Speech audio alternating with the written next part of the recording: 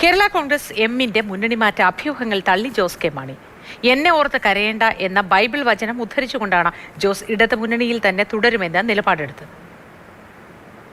ജെറുസലത്തിലെ സഹോദരിമാരെ, എന്നെ ഓർത്ത് കരയണ്ട, നിങ്ങളെയും നിങ്ങളുടെ മക്കളെയും ഓർത്ത് വിപുലിക്കും. അപ്പോൾ ഞങ്ങളെ ഓർത്ത് ആരും കരയണ്ട. അപ്പോൾ ഒരു കാര്യം വളരെ വ്യക്തമാണ്, അതിനകത്ത് കേരള കോൺഗ്രസ് എം എവിടെയുണ്ടോ അവിടെ ഭരണം ഉണ്ടാവും എന്നുള്ളതിന് വളരെ വ്യക്തമാണ്, അല്ലേ?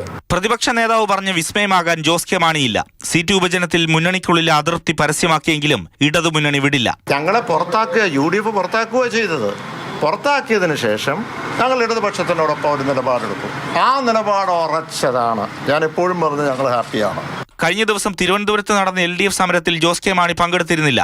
അതിനെ ന്യായീകരിച്ച ജോസ് കെ മാണി സോണിയാഗാന്ധിയുമായുള്ള കൂടിക്കാഴ്ചയിൽ വ്യക്തത നൽകിയില്ല. അല്ല, അങ്ങനെ സംഭവം ഉണ്ടെങ്കിൽ നിങ്ങൾ പറ. അതല്ലേ വാർത്ത വന്നത് നിങ്ങളിൽ നിന്നാ വന്നത്, നിങ്ങൾ പറ.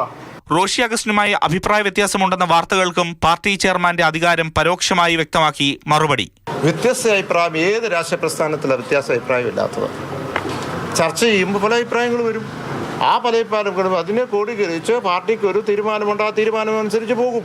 പാർട്ടിക്കകത്തൊരു ഭിന്നതയുണ്ടെന്ന് നിങ്ങൾക്ക് തോന്നുന്നുണ്ടോ? പാർട്ടി ഒരു തീരുമാനമെടുത്ത എല്ലാ 5 MLA-മാരും എല്ലാവരും അതിൻ്റെ കൂടെ നിൽക്കും. സംശയമുണ്ടോ? നിയമസഭാ തെരഞ്ഞെടുപ്പിൽ ഇടതുമുന്നണിയിൽ കേരള കോൺഗ്രസ് എമ്മിന്റെ പ്രാധാന്യത്തെ നിർണ്ണയിക്കുന്നതായിരുന്നു ജോസ് കെ മാണിയുടെ നീക്കം. മുന്നണിയിൽ ഇതേ നിലപാട് മറ്റു ഘടകകക്ഷികളും ഉയർത്തിയാൽ CPM-ന് ഇത് വൻ പ്രതിസന്ധിയാകും. മാതൃഭൂമി ന്യൂസ്, തിരുവനന്തപുരം.